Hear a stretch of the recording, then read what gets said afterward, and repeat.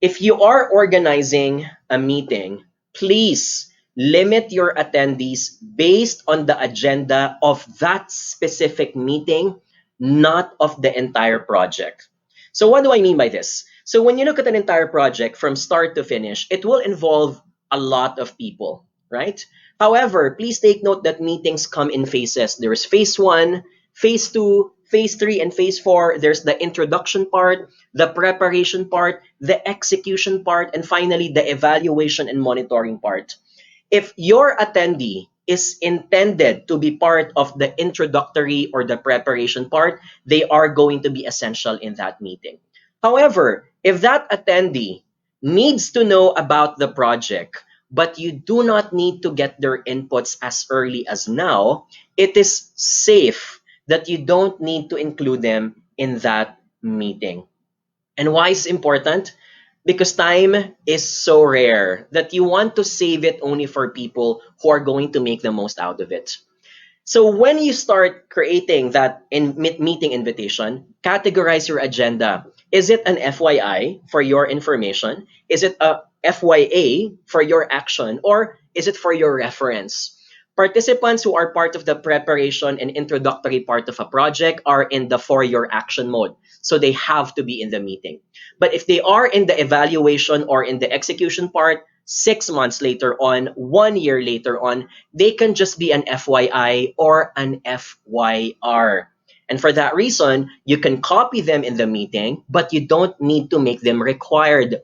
They can be optional or they can be recipients of the minutes of meeting right after it has been conducted. Right? Can I get an exclamation mark if we can relate to that practice? So I'm a bit disappointed because in my experience, this is only exercised as a culture by multinational companies. But in a lot of organizations I worked with, locally owned companies, family owned companies, small and medium enterprises, there is yet a lot of space to improve on in terms of taking out that urge that the more people you invite, the more robust the decision is, which is not true all the time. So I want to highlight bigger set of attendees. More attendees does not mean that you will end up with the best decisions. There's this saying that goes, too many cooks spoil the broth. And that is because there are some people whose opinions may be good, but are not essential in that meeting. So you can take them out and you can leave them out, especially when they have other things also to do. Number 2, and this is the important part, you have to manage your reputation. If you invite people too early and they realize that they should not have been invited at all and their time got wasted, they cannot take back those 1 hour or 2 hours.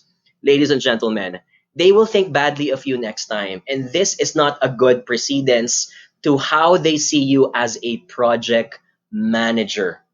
Right? So you don't want to be the kid, the boy who cried wolf, out of the convenience of wanting to collect every person because you think being complete is a good thing.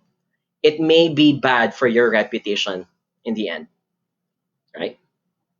Also, number 3, if your attendees, I want to highlight this, if you did not specify the agenda and because it wasn't clear, and your attendees who are going to be part of the meeting ended up not being the decision makers, you have 2 options. Number 1, if those important people are not available, consider to reschedule the meeting at a time when those important people can be present. Or number 2, your goal, if you cannot move the date and time, is to convince those people and say, hey, I really need you to be in this meeting because of X, Y, and Z. Many times people don't attend because they are not clear of what you need from them and why you are inviting them in the first place. Right?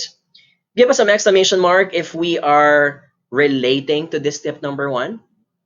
That when you make those meetings, limit it based on the agenda of that specific meeting and not the project. When I was working in the telecommunications industry, so 15 years ago, and I'm revealing my age now, which is not so young anymore. 15 years ago, I was a management trainee at Globe Telecom. And telco companies are always very complex with their employees. You have people from marketing, finance, sales, and it doesn't end there. You have people from IT, you have people from engineering. Those two things are different. IT people can refer to the hardware, engineering people can refer to the network. Then you also have customer service. You also have people in the branches of stores. So many people are involved. My biggest pet peeve is that when someone is launching a project, the tendency is to invite everyone as if it's a family reunion, right? In an ideal world, it will be great to invite everyone. But at a time when time is so scarce and people have other things to do, be considerate of their time also. Invite only when they are the decision makers or have an important input to give during that meeting.